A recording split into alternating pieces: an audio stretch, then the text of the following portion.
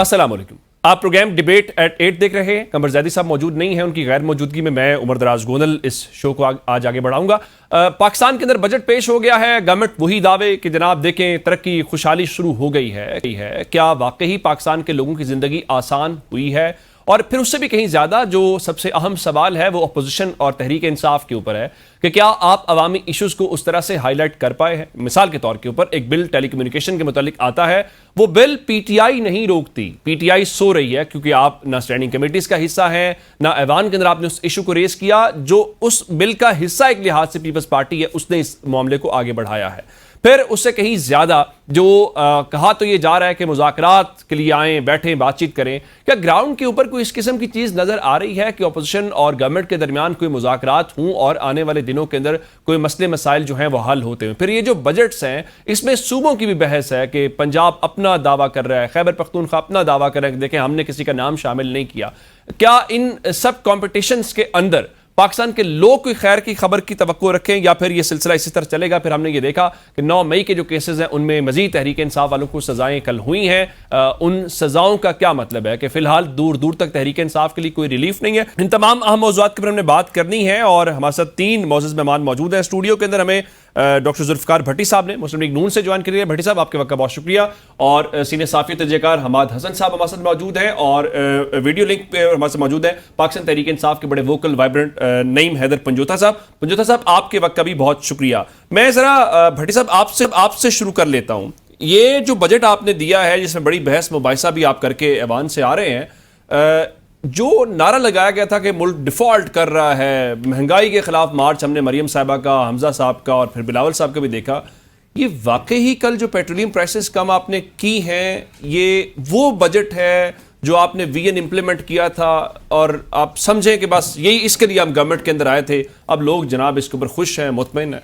नहीं, ऐसी बात तो नहीं है। अच्छा। आप देखें इस बजट के सैलिएंट फीचर्स देखें कि इस बजट में तमाम जितने भी तबके हैं उन सबको रिलीफ दिया गया है। ठीक। आप देखें, आपका अगर सैलरी पर्सनस हैं तो उनको भी, आप देखें अगर इंडस्ट्री है उसको भी, अगर ज़राअत को देखें उसको भी। आप इसके ज़रा थोड़ा सा बजट को ज़रा देखें। 8,500 कमाने वाले अमीर को भी? नहीं, ऐसा उसमें कौन सी 8,500 नहीं, इसमें तो बेसिक जो मिनिमम वेजेस हैं उसको 45,000 रखा गया है, तो 8,500 वाली बात ही नहीं बनती। ठीक नहीं, वो आपके वज़रा कहते हैं कि जो 8,500 कमाता है वो गरीब नहीं है, वो इतनी कैलोरीज बर्न कर सकता है। नहीं, देखें ये एक ऐसे ही होता है, कोई एक चीज़ को पिक कर लें, किस कंटेस्ट में वो बात हुई है तो उसको बड़ा बना के आपकी मीडिया की खबर हो सकती है, लेकिन ऐसी बात नहीं है। आप ये समझते हैं कि जो 8,500 कमाता है वो उसको ये नहीं कहा जा सकता? देखिए, मैं आपको एक अर्ज करूं, आप यकीन जाने कि आप जब से पाकिस्तान बना है, आप देखें आपका पहला एक कंटेस्ट आया, आपका जंग वाला इशू आया इंडिया के साथ, अल्लाह ताला ने आपको फतह दी। कोई शक। उसके बाद आप दिफाई अंदाज से देखें कि पूरी दुनिया में जो पाकिस्तान का नाम रोशन हुआ। उसके बाद आपके जो सफारती तलकात थे वो आप देखें कि आपने ये वाले जो सरसी का किरदार अदा किया। पाकिस्तान को उन लोगों ने भी जानना शुरू कर दिया जो पाकिस्तान के नाम से वाकिफ नहीं थे। पूरी दुनिया में एक नाम बना। डॉक्टर साहब, आपका हल्का भी है, आप अवाम के नुमाइंदे भी हैं। आम आदमी जो सरगोदा में बैठा है वो कहता है कि भाई मेरी जिंदगी में क्या फर्क पड़ा है? इसी साइड पे आ रहा हूँ ना, इस साइड पे आ रहा हूँ, आप थोड़ा सा वक्त तो देना। देखिए, इसके बाद आप इस सूरत हाल को भी मद्देनजर, मैं समझता हूँ तीसरी चीज़ है माशी लिहाज से। मैं बिल्कुल ये नहीं कहना चाहता और ना मैं ऐसा कहूँगा कि देखिए माशी लिहाज से हमारे लोग जो हैं वो मुतमिन हैं, या माशी लिहाज से जो एक्सपेक्टेशन है आवाम की उस पर हम अभी तक उसको पूरा कर सके हैं। लेकिन उसकी आप बैकग्राउंड थोड़ी सी देखें। आप देखें ना, यहाँ पे आपका इंडिया के साथ, फिर आपका अफगानिस्तान के साथ, फिर आपके सैंक्शन थी ईरान में, जो जंग इंटरनेशनल सिस्टम बना, उसमें आप देखें पूरी दुनिया में। अभी मेरे साथ एक दोस्त थे अफगान में, तो वो भी यही बात कर रहे थे, सब के पेट्रोल प्राइसेस बढ़ी हैं पूरी दुनिया में। आप कहते हैं पूरी दुनिया में ऑयल प्राइसेस रीजनल नहीं है, इंटरनेशनल। हाँ जी, अगर ये एक हाइक आई है, पूरी वर्ल्ड में आई है, तो उससे पाकिस्तान ने भी महंगाई में मुतासर होना था। पाकिस्तान भी मुतासर हुआ है। कल से एक दिन देखिए फ्राइडे को पहले दिन ये दस्तखत हुए हैं और कल ही प्राइम मिनिस्टर साहब ने उसमें कमी करके, ये तो ये नहीं को 10-20 रुपए की कमी की है, 74 रुपए। हाँ जी अल्हम्दुलिल्लाह। ये जरा पंजोता साहब से पूछे, पंजोता साहब आपने ना कभी गवर्नमेंट की तारीफ करनी ही नहीं होती, गो के ऑपोजिशन का जो रोल है अखबार ने दारिया इसके ऊपर लिखा हुआ था, आप सच्ची बात यह है कि पीटीआई ऑपोजिशन का रोल उस तरह प्ले नहीं कर पा रही। आपके ऑपोजिशन लीडर ने ऐवान में खड़े होके एक एक तकरीर करनी थी, बताना था इस बजट में ये खराबी है, इसमें ये नाकामी, आप वो तो नहीं कर पाए, लेकिन हुकूमत ने आपको नॉकआउट कर दिया है, 74 रुपए का रिलीफ दिया है। आज हर कोई इस गवर्नमेंट की तारीफ कर रहा है, भट्टी साहब जो कह रहे हैं। बहुत शुक्रिया उमरदराज साहब, आपने मौका दिया। देखिए सबसे पहले बात, मैं भट्टी साहब के सवाल जो उन्होंने बातें की उनका जवाब देना चाहूंगा। पहली बात तो यह है कि किसी भी मुल्क के अंदर, किसी भी मुआशरे के अंदर तरक्की जो है वो आगे बढ़ती है या मुआशरा आगे बढ़ता है जहां कानून इंसाफ हो, जहां अखलाकियात हो। पाकिस्तान के अंदर बदकिस्मती से वो दोनों चीजें जो हैं वो खत्म हो चुकी हैं। मुझे दिखाएं कहां पर कानून और आइन की बारदस्ती है, कहां अखलाकियात रह गई हैं कि इमरान खान साहब का इलाज उनके जाती मौलजीन और फैमिली की निगरानी में जो उनका हक है, कभी किसी पे गोलियां चलाई जाती हैं, कभी कश्मीर पे, कभी पीटीआई, कभी टीएलपी, कभी किसी पे, तो यहाँ किसी किस्म की जो है ना कानून है ना अखलाकी तौर पर कोई जो है चीज बची है। दूसरी ये चीज है कि देखें जो बजट है, अब बजट के अंदर अगर सबसे पहली आप चीज देखें तो तालीम के लिए उन्होंने कितने पैसे रखे हैं, 77 अरब रुपए। ठीक है, आप दूसरी तरफ जाएं केपीके में, तो वहां जो बजट है सिर्फ एजुकेशन की मदद के अंदर 500 के करीब, 500 अरब के करीब रुपया वहां पर सिर्फ एजुकेशन की मदद के अंदर। प्रायोरिटी ये क्या है, एजुकेशन प्रायोरिटी नहीं है। हेल्थ के लिए से बजट पूछें कितना है, वो से भी आपको कम नजर आएगा। ठीक है, आप हेल्थ का बजट देखें, खैबर पख्तूनख्वा में हेल्थ कार्ड, बाकी तमाम चीजें वहां नजर आएगा। बेनजीर इनकम सपोर्ट की मदद के अंदर इन्होंने कोई 800 अरब के करीब, या 800 प्लस है या ऊपर नीचे, इन्होंने दिया बेनजीर इनकम सपोर्ट को, जो कि नून लीग खुद कह रही है कि 17 जो है 1000 रुपया 3 महीने के बाद अगर एक शख्स को मिलता है तो ये तो उसको बेकारी बनाने वाली बात है। मैं नहीं कहता कि किसी की मदद ना हो, लेकिन लोगों को पांव पर खड़ा करें, उन्हें रोजगार दें, उन्हें तालीम दें, उन्हें आगे बढ़े। जो मुल्क से लोग छोड़ के जा रहे हैं, डॉक्टर, इंजीनियर, पढ़े लिखे नौजवान जो हैं वो छोड़ के जा रहे हैं। अभी भी 4 माह के अंदर जो है 2.5 लाख लोग जो हैं वो पाकिस्तान से बाहर जा चुके हैं। 15 लाख पहले जो है 2-2.5 सालों में जा चुके हैं। तो वो क्यों जा रहे हैं? आप इतने ज़हीन माइंड जो है वो यहाँ से बाहर जाने पे मजबूर करें। वजह क्या है? कानून नहीं है, रोजगार नहीं है, मौके नहीं है। इंडस्ट्री आपकी पहले 300 थी, 150 आपकी बंद हो गई। ठीक है, इसी तरह हर सेक्टर में चले। जैसे किसान के हवाले से कौन सा रिलीफ इन्होंने दे दिया है? क्या गंदम का रेट बेहतर हो गया? क्या खाद, बीज जो है और बाकी चीजें, स्प्रे वगैरह वो सस्ते हो गए? और तेल की भी जहां बात की जाए, देखें 150 से बढ़ाकर 500 पर ले जाना और 500 से पहले 400 और फिर 400 से 300 पर लाकर कह देना कि इनकलाब आ चुका है। इस वक्त भी आलमी मंडी के अंदर वो रेट है जो इमरान खान के दौरे हुकूमत के अंदर जो रेट था उससे बहुत कम है। 120 रुपए फी डॉलर तक रेट गया, लेकिन इमरान खान ने 150 से नहीं बढ़ाया, लेवी खत्म की। उन्होंने तनकीद की कि IMF के प्रोग्राम के खिलाफ, लेकिन उन्होंने आप कह रहे हैं कि जो लेवी है उसको कम किया जाए तो आवाम को वो रिलीफ आ सकता है। हमाद भाई ये बताइएगा। बिल्कुल ठीक है, पंजोता साहब जरा हमाद साहब इस स्टूडियो में मौजूद है, जरा इनको भी शामिल गुफ्तगू करते हैं। हमाद साहब ये कहिए कि ये जो गवर्नमेंट है बुनियादी तौर पे तो इसलिए आई थी कि देखिए हमने लोगों को रिलीफ देना है, मुश्किलात हैं, डिफॉल्ट वाले। अब 5वां बजट है शहबाज शरीफ साहब का। आप ये समझते हैं कि मुस्लिम लीग नून ने, पीपल्स पार्टी ने, या ओवरऑल जो PDM थी, जो उसने नारा लगाया था, जो वादा किया था, वो अमली तौर पे इंप्लीमेंट होता हुआ दिखाई देता है? आज लोगों की जिंदगी 5वें बजट के बाद वाकई आसान हो गई है। बहुत शुक्रिया गौदर साहब। देखिए जो मौजूदा हुकूमत है उनका ट्रैक रिकॉर्ड, जो पिछला ट्रैक रिकॉर्ड है, खा वो नवाज शरीफ साहब का है मरकज़ में या शहबाज शरीफ साहब का पंजाब में है, वो दूसरों से बेहतर बहरहाल है हर हवाले से। उनके बयानिए क्या थे, उनका बयानिया या उनका जो बेहतरीन ट्रैक रिकॉर्ड था वो इन्हीं चीज़ों पे था। मईशत पे उन्होंने मईशत को बेहतर किया था, दूसरों की निस्बत इंफ्रास्ट्रक्चर को बेहतर किया था, काम भी किया था, डिलीवर भी किया था। दूसरा, आईन और कानून के हवाले से उन्होंने बयानिया बनाया था। जब नवाज शरीफ साहब माजूल हुए और वो GT रोड पर निकले तो उन्होंने कहा वोट को इज्जत दो, सिविल सुपरमेसी, आईन और कानून की बालादस्ती, ये बयानिया था और पूरी कौम ने साथ भी दिया था। अदालती निज़ाम के हवाले से उनके तहफ़्फ़ुज़ात थे और वो कहते थे कि अदालती निज़ाम गलत है, सारे फैसले व्हाट्सएपों पे होते हैं, डिक्टेशन पे होते हैं, और वो हो भी ऐसा रहा था। तभी तो आपने मुंतखब वज़ीर-ए-आज़म को फांसी चढ़ाया था, 2017 तक रहा था। हाँ, मुसलसल वो बातें ठीक थी। लेकिन अब मौजूदा हुकूमत ने क्या किया, यानी मुआशी हवाले से पहले हम देख लें, शहबाज शरीफ साहब को अब अरसा हो गया, 2-3 साल हुकूमत, हाँ, पांचवा बजट है, लेकिन क्या मुआशी हवाले से बेहतरी आई है? नहीं आई है, नहीं आई। आप यानी जो पिछला ट्रैक रिकॉर्ड था उसको मेंटेन नहीं कर सके, मुआशी हवाले से नाकाम नजर आ रहे हैं, अभी तक नाकामी है। अगर इमरान खान ने मईशत को बर्बाद किया था तो इन 3 सालों में ये ठीक क्यों नहीं कर सके जिनका ट्रैक रिकॉर्ड अच्छा था? दूसरी बात, अदालती निज़ाम के हवाले से जो उनका बयानिया था, नैरेटिव था उनका, तो क्या अदालती निज़ाम को उन्होंने बेहतर किया या 26वीं और 27 तरामीम से उसका बेड़ा गर्क करके रख दिया? तीसरा जो है वो आईन और कानून की बालादस्ती का है। तो क्या आईन और कानून की बालादस्ती है इस मुल्क में? क्या इस अम्ब्रेला के नीचे सब बराबर हैं? क्या वजीर आजम हाउस इतना ताकतवर है कि वो रियासती फैसले अकेले तौर पर कर सके? क्या पार्लिमान को बालादस्ती हासिल है?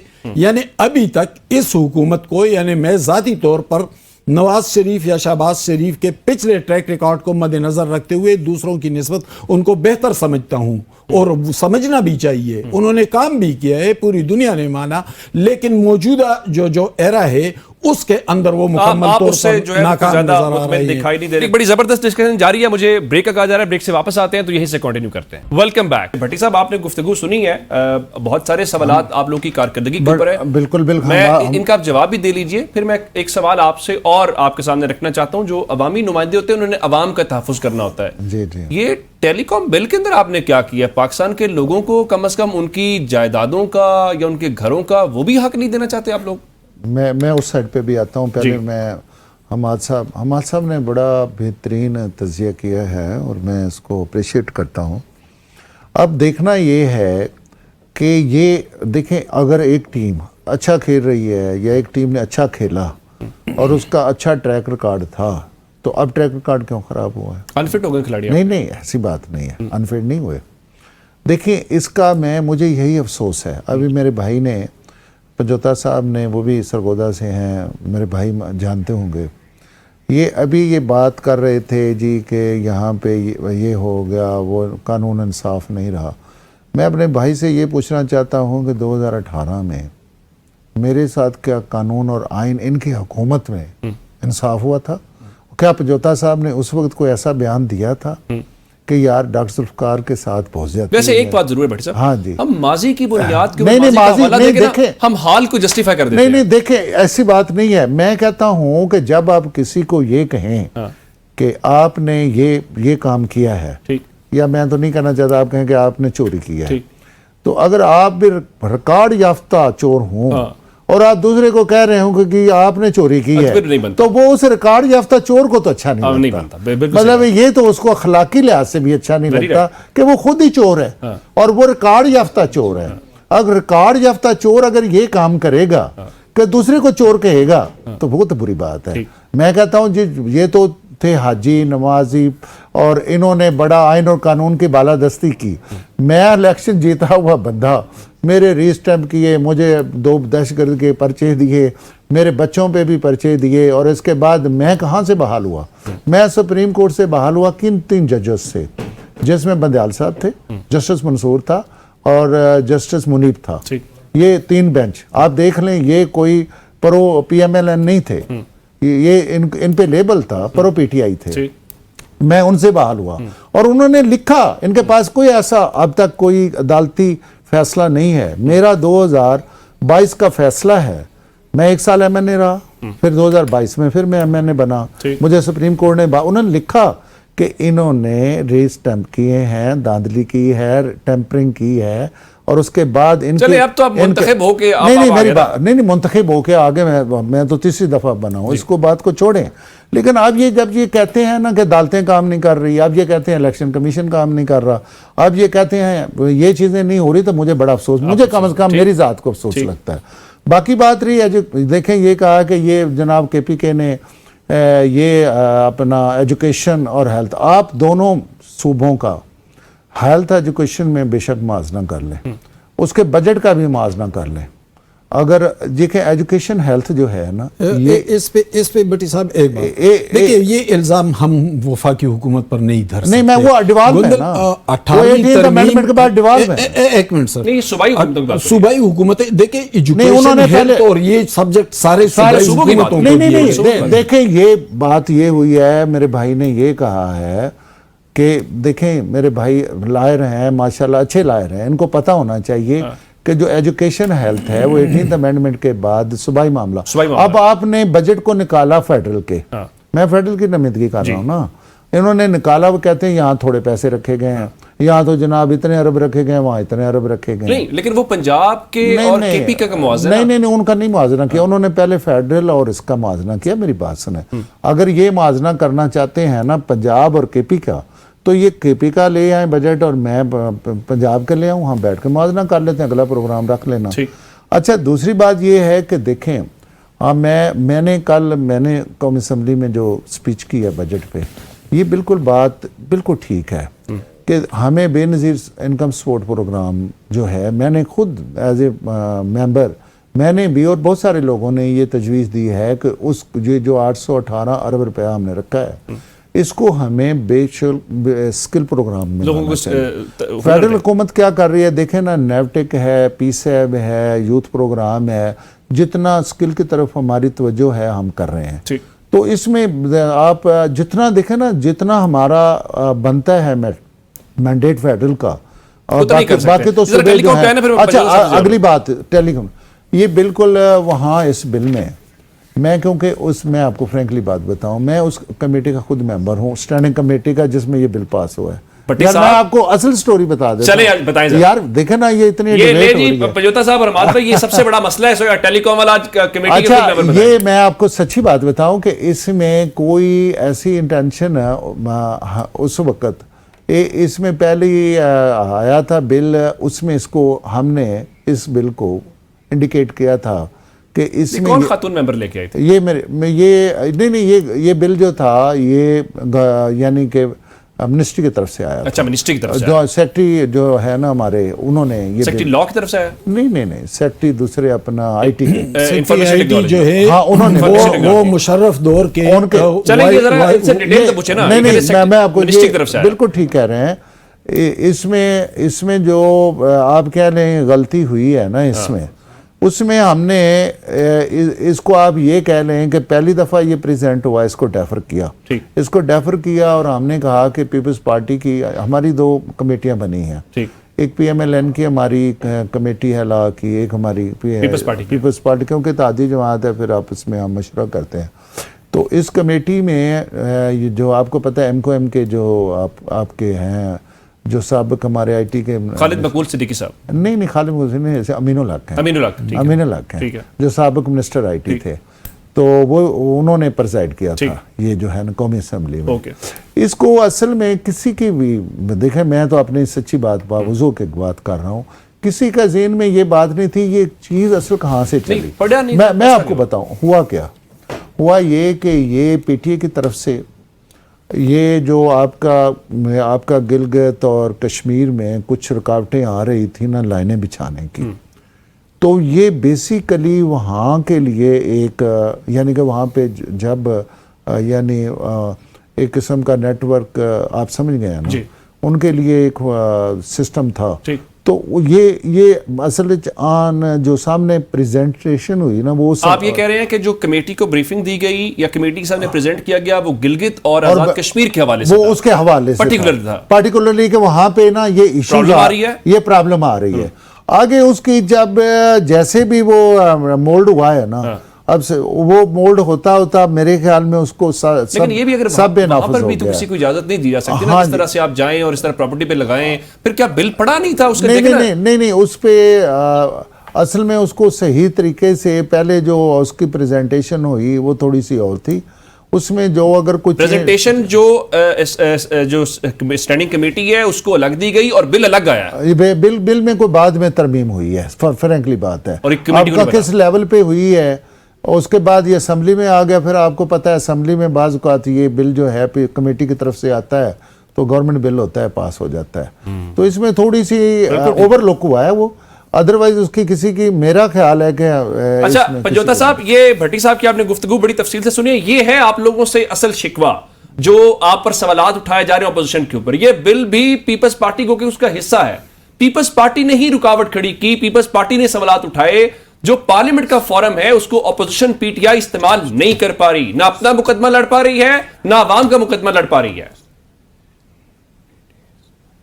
देखें गोयल साहब, हर सतह पे हमारे वहां पर लोग जितने भी हैं आज भी स्पीचेस करते रहे, हर इशू पे हैं। कोई इशू मिस हो गया हो या किसी तरह डिस्कस ना हुआ हो तो मैं हर इशू के ऊपर तो नहीं कह सकूंगा कि हर इशू पे डिस्कस किया गया है। लेकिन बात यह है कि जो जुल्फकार साहब ने बातें की हैं कि जो खुद चोर हो वो दूसरों को चोरी का इल्जाम लगाता है, दूसरों को चोर चोर कहे तो वो जो है वो अच्छा नहीं लगता। तो बिल्कुल नवाज शरीफ साहब के बारे में, शहबाज शरीफ साहब के बारे में इनकी ठीक बात है कि ये खुद चोर हैं, ठीक है। इन्होंने डकैती मारी है पाकिस्तान की अवाम के साथ, मनी लॉन्ड्रिंग की है, चपरासियों के अकाउंट से पैसे निकले हैं, और इनको जिनके बारे में ये इदारे दिखाते थे साफियों को फाइलें कि ये करप्ट हैं, ये 2 नंबर हैं, इन दोनों पार्टी पे हमने जान छुड़ानी है, इनको इक़्तिदार में बैठा दिया। तो इनके मुंह से इस तरह की बात कि इमरान खान ने कोई चोरी कर ली है, कोई डकैती मार ली है, मुनासिब नहीं लगती, अच्छी नहीं लगती। आप देखेंगे 9 मई की 3 थे या कितने केसेस थे, हर रोज ही केसेस होते हैं जी।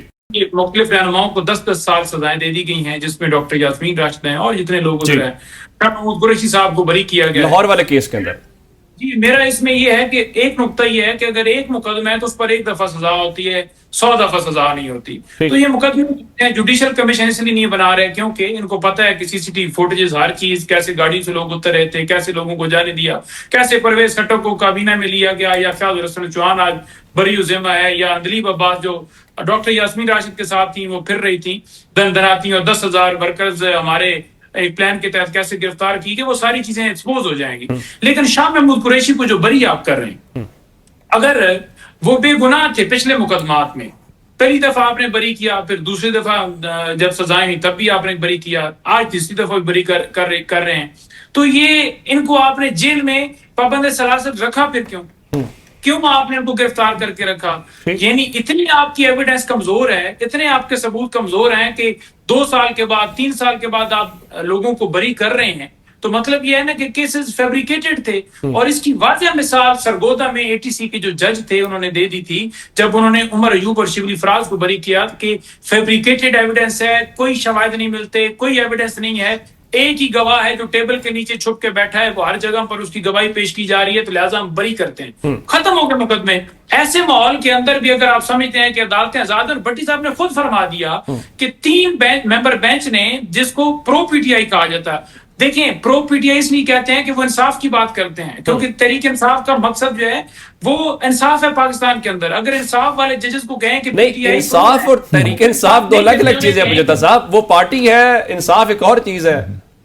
जी नहीं, इंसाफ के ऊपर मबनी फैसले देने वाले जजेस को, क्योंकि हमारा मोटो इंसाफ है, तो उसको ये कह देना कि ये प्रो पीटीआई हैं, तो ये इस बात से वाज़ेह सबूत है कि भट्टी साहब खुद जो हैं उन जजेस से बहाल हुए। तो मतलब ये है कि इमरान खान के दौर के अंदर अदलिये में मुदाखलत नहीं थी। इमरान खान के ऊपर मुकदमा जो दर्ज थे एटीसी कोर्ट के अंदर आज भी चल रहे हैं 2014 के धरनों के, उन्होंने अपने दौर के अंदर भी अपने मुकदमे खत्म नहीं करवाए कि अदालतों को टूल के तौर पर इस्तेमाल। अभी तो आपके अफसार आलम कह रहे हैं कि मोहसिन नकवी साहब फॉरवर्डेड एज रिसीव्ड चलाते हैं कि भाई इस तरह से फैसला करो। 6 जजेस के साथ क्या हुआ, तारिक जहांगीर साहब ने 3 हल्के इस्लामाबाद खोलने की बात की, उनके साथ क्या हुआ, सरगोदा लाहौर के अंदर चीफ जस्टिस शहजाद साहब थे, उनको सुप्रीम कोर्ट में भिजवा दिया गया, और ये पूरी साख्त बनाई गई जुडिशल कमीशन में जहां पर पीएमएल की तादाद ज्यादा करके अपने मर्जी के जजेस। बिल्कुल ठीक है, आप बड़े बुनियादी जो सवालात हैं वो उठा रहे हैं, इसको आगे बढ़ाते हैं। जरा ब्रेक का कहा जा रहा है, ब्रेक से वापस आ गए। Welcome back. हमाद साहब ये बताइए कि जिस तरह से भट्टी साहब ये बता रहे हैं, क्या ये बात जस्टिफाइड है कि आप स्टैंडिंग कमेटी को कुछ और बताएं, फिर आप बिल पेश कर दें, फिर जब रद्द-ए-अमल आए तो आप कहें जी वो देखें उसका जो टेक्स्ट है ना उसमें थोड़ा इशू आ गया है, ये हमें समझ आ रही है। अगर इस पे आवाज ना उठती कि किस किस्म की फिर कानून साजी, इसका मतलब है वहां पे फिर कुछ किस्म की ना आप डिबेट करते हैं, जो आता है आप पास कर देते हैं, ये तो अपनी क्रेडिबिलिटी पे सवाल उठाएगा ना। पार्लियामेंट को आपने स्ट्रेंथन करना है, इस किस्म के बिल्स और इस किस्म की कानून साजी तो उसको कमजोर करेगी। देखिए ये पहली बार नहीं हुआ ये मुख्तलिफ हुकूमतों में इसी तरह होता है, एक अटेम्प्ट कर लेते हैं, जब उस पर रद्द अमल ताकतवर आ जाता है फिर उसके लिए कुछ न कुछ पीछे हट जाता है। मैंने कल इस पे ट्वीट किया था, बड़ा सख्त ट्वीट किया था। मुझे पीटीए के एक इंतहाई आला ओहदेदार का मैसेज भी आया, सबसे बड़े ओहदेदार का सबसे बड़े ओहदेदार मैं अगर आप कहें तो मैं वो मैसेज भी सुनाऊं। मैंने उस पे मैसेज किया तो ये मैसेज आया था, more over PTA has no in installation of towers, it is between two parties, owner and land telecosts, and PTA is neither signatory nor involved in such activity. अच्छा भाई, आप इन्वॉल्व तो नहीं होंगे, वो तो पार्लियामान ही करेगा, लेकिन उसके बेनिफिशियरी कौन बनेंगे? आप ही बनेंगे ना। आप आकर मेरे या उमर दराज गोंदल के घर पर या प्लाट पर कहेंगे कि हमने टावर लगाना है, अगर आप मुजाहिमत करेंगे तो 5 करोड़ जुर्माना देंगे। इम्प्लीमेंटेशन तो आप करेंगे ना। अच्छा, मैं आपको एक बात बताऊं, हो सकता है जब अगली बार ये भट्टी साहब की हुकूमत वो नए तमगों का ऐलान करे ना, तो डॉक्टर शेजा फातिमा का नाम भी उसमें उसका वो मिलना चाहिए उसको। अगर एमएनएशिप मिली है ना, तो हमने तो कभी किसी तहरीक में नहीं दिया, हमने तो चीमा साहब डॉक्टर साहब को तो देखा था, इन्होंने भुगता भी है गालिबन। जो अगर मैं सही कह रहा हूं तो आपकी अहलिया पर भी केस बनाए गए थे, हालांकि वो एक घरेलू खातून है, इन्होंने तो भुगता है, उन्होंने पता नहीं क्या भुगता है। अगर ये यहाँ पे हमारे साथ बैठे हैं तो चलो ठीक है, मेरिट पर हैं, लेकिन वो उनको इनके ऊपर भी बिठाया गया। अच्छा, आते हैं बात की तरफ। देखिए, इस तरह के अटेम्प्ट होते हैं, जब रद्द-ए-अमल आता है सख्त, तो फिर उसको तब्दील कर लेते हैं। यहां भी वही हुआ। ओ भाई, एक और बात की तरफ आते हूं। अभी जो मेरे दोस्त थे नईम हैदर पंजोता, उन्होंने बात की कि चोर है, तो भाई हम आपके साथ मान लेते हैं कि चोर है, लेकिन फरागोगी को हम चोर न कहें, उस्मान बुज़दार को चोर न कहें, 190 मिलियन को चोर न कहें, परवेज खटक को चोर न कहें, महमूद खान को चोर न कहें, गोइस्तान स्कैंडल को चोर न कहें, CNW स्कैंडल को चोर न कहें, उनको चोर न कहें, इनको चोर कहें। अच्छा, उनके हवालों से अदालतें फैसला करे, उनको रहा करे, तो उन अदालतों को करप्ट करे। को भी चोर कह देना। मैं तो कह रहा हूं भाई, मैं नकवी है कौन? मैं तो कभी अपने मौक़िफ़ से पीछे नहीं हटा हूं। मैं तो कहता हूं मैं नकवी को मानता ही नहीं हूं, सियासी अमल का हिस्सा ही नहीं है। मैं तो कह रहा हूं, मैं तो फैसल वाउड और मोहसिन नकवी जैसे किरदारों का सख्त नाक़िद हूं। मैं तो मानूंगा, मैं तो डॉक्टर जुल्फ़िकार को मानूंगा, मैं नईम हैदर पंजोता को मानूंगा कि वो रोडों पर तहरीकें चलाते हैं, मारे खाते हैं, जेलों में जाते हैं, मुकदमात का सामना करते हैं। मैं किसी मोहसिन नकवी और किसी फैसल वाउडा को इस सियासी अमल का हिस्सा ही नहीं समझता। बिल्कुल ठीक है। मेरा भट्टी साहब की तरफ चलते हैं। भट्टी साहब, ये जो पंजोता साहब 9 मई के केसेस की बातें कर रहे हैं अब, जिसमें शामुद कुरैशी साहब है, इस वक्त किसी मुकदमे में सजा याफ्ता नहीं है, लेकिन पिछले 2-3 साल से वो भी जेल के अंदर है। ये जब सियासी जमातें, हमने ये देखा, मुस्लिम लीग नून जब जद के ऊपर थी तो फैसले भी आए, सजाएं भी हुई, फिर जब सब कुछ ठीक हुआ तो फिर आपको पता है कि सारा कुछ ठीक होना शुरू। एक सियासी कारकुन के तौर के ऊपर आप ये समझते हैं इस तरह इमरान खान की मुलाकात नहीं हो रही? कल ख्वाजा साद रफीक साहब ने भी ट्वीट किया कि इमरान खान को उनकी बुशा बीबी के, उनकी जो अहलिया है, उनको मुलाकात करने दें, सियासतदानों को आइसोलेट करने से किसी का फायदा नहीं होता। गोंदल साहब, हमारी ये अब कमजोरी कह लें, या बदकिस्मती कह लें कि यहाँ हम साथ बैठ के मुख्तलिफ पार्टीज़ के, PTI हो गई, नून लीग हो गई, पीपल्स पार्टी हो गई, देखें आप जब से पाकिस्तान बना है, आप जो भी सिस्टम चला है आपके सारे सामने है। अब यहाँ पे मुसीबत ये हो गई कि बजाय इसके कि हमें एक पॉलिटिकली स्टेबिलिटी की तरफ जाना चाहिए था, जो हमारे से गलतियाँ हो गई, किसी से भी, फरिश्ता तो है नहीं कोई, मैं कहूँ कि कोई भी फरिश्ता है, मैं तो अपने आप को भी नहीं कहूँगा कि मैं फरिश्ता हूँ। देखें, हमाद भाई इस चीज़ से इत्तेफाक करेंगे कि जब से पाकिस्तान बना है, हमने सब लोगों ने गलतियाँ की हैं, अदलिया ने की हैं। देखें, नहीं, मैं वही बात कर रहा हूँ, सियासतदानों ने भी की हैं, अदलिया ने भी की हैं, फौज ने भी की हैं, सब ने की हैं। अब देखें, हम इस चीज़ से बाहर ही नहीं अभी निकल रहे हैं। ये देखें, कभी जो हमारे इससे पहले था, मैं तो कहता हूँ कि असल में हुआ क्या कि देखें, एक डका छुपा एक रोल तो था एस्टेब्लिशमेंट का, पाकिस्तान में छोड़ के पूरी दुनिया में होता है, आपको भी पता है। वो एक हद तक तो चीज़ें थी। जब ये चीज़ें इन्होंने 2018 में देखें ये अब इनको चीज़ जब ये बात करते हैं तो बुरी लगती है। तो देखें ना, ये फैज़ हमीद साहब ने इसको एक बड़ा वाज़े सा मैंडेट दे के, क्योंकि मैं सफ़र हूँ, मुझे पता है कि कहाँ कैसे कैसे हमें बुलाया जाता था, कैसे कैसे होते थे। मैं तो बिल्कुल खुली बात कर रहा हूँ, मीडिया में बैठ के कर रहा हूँ। तो उस वक्त तो ये सारी चीज़ें ठीक थी। और अब अपनी मेरी आप बात सुने, अब गलत हो गया और अब ये गलत हो गया। मैं ये कहता हूँ कि ये चीजों को छोड़ें बाबा, मेरी बात सुने। आप कदम बढ़ाएं आगे। और गोंदल साहब, इस बात को खुदा का वास्ता अब हम छोड़ें कि कौन सही है कौन गलत है, कौन चोर है कौन डाकू है। इस रोले से आगे निकलें, इस रोले से। प्राइम मिनिस्टर साहब ने देखें असेंबली में भी यही बात की है। मैं कहता हूं देखें ये गुजरते टाइम नहीं लगता, 2 साल 2.5 साल फिर ये इलेक्शन आने हैं। उस साइड पे जाएं कि पाकिस्तान स्टेबल हो, पाकिस्तान में इलेक्शन ठीक हो, पाकिस्तान का निज़ाम बेहतर हो। देखें आपकी पार्लियामेंट की सुपरमेसी हो, आपका सिस्टम को दोबारा ट्रैक पे आ जाए। हमें इस पे काम करना होगा। अगर हम 5 साल तक एक दूसरे को गाली शाली निकाल के चले जाएंगे सर, ये आपका बयानिया था ना। हाँ, अब आप इक़्तिदार में बैठे, देखिए हम तो देखिए जब हम ये करते हैं तो कहते हैं आप चोर हैं, हम तो आपके साथ आप मिसाल के तौर पे मेरी बात जो मुलाकात हैं हमारे चोरों के साथ ही थोड़ी देर हुकूमत आपके पास, ये देखें ना चोरी वाली बात तो आपको चोरी वाली, एक मिनट, चोरी वाली बात का तो आपको ये भी पता है कि इसे बुज़दार साहब के जमाने में हमारे डीसी और डीपीओ पैसे लेके लगाए जाते थे। देखें आप बड़ी अच्छी बात करें, लेकिन प्रैक्टिकली जो मैं कहता हूं उस बात को छोड़ें कि कौन चीफ मिनिस्टर क्या करता था, कौन प्राइम मिनिस्टर करता था, कौन सी पॉलिटी। मेरी बात वो मुलाकात से तो मसला हो ही जाएगा ना, कोई ऐसा मसला नहीं है। ये बयानिए के इम्प्लीमेंटेशन का टाइम है ना।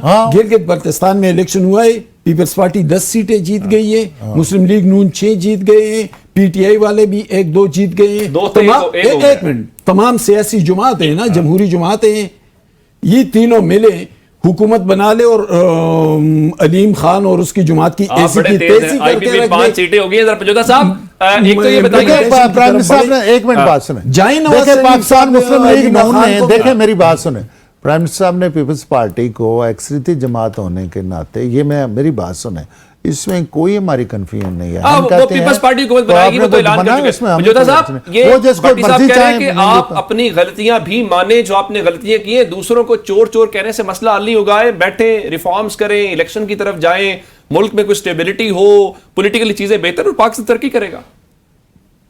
देखें, भट्टी साहब की बात का मैं रिस्पॉन्ड करते हुए ये जवाब दूंगा कि ये जो कह रहे हैं कि पार्लियामेंट की बालादस्ती हो, जमहूरियत हो, कानून हो, अदलिया आजाद हो, फ्री एंड फेयर इलेक्शन हो, पाकिस्तान में कानून और आइन की बालादस्ती हो, पाकिस्तान की मईशत बेहतर हो, पाकिस्तान में अमन हो, पाकिस्तान में सियासी इस्तेकाम आए, तो बिल्कुल इनको कहें कि अवाम का मैंडेट तस्लीम कर लें और कौम को लीडर जो मुहिब्बे वतन पाकिस्तानी झूठे मुकदमात में जेब में डाला है, झूठे मुकदमात में उसे रिहा करें और अपने केसेस अपना जो अवाम का फैसला वापस कर दे तो मामला ठीक हो जाएंगे। आप कहें कि मुल्क जो लूटा हुआ है वो लूटा रहे, जो इलेक्शन है वो धांधली चलती रहे, जो लूटमार जारी है वो जारी रहे, तो ऐसे कानून की बालादस्ती होती है। आप डील करके लंदन एग्रीमेंट के तहत इक़्तिदार के अंदर आए, तमाम आप अपने हल्के हारे हुए हैं, वार्ड हारे हुए हैं, ठीक है। आपके नवाज शरीफ जो लीडर हैं आपके, वो डॉक्टर यास्मीन राशिद जो जेल के अंदर कैंसर सर्वाइवर है, उससे हार गए। उसके बाद वो कहते हैं जी कि मैं जीत गया हूं।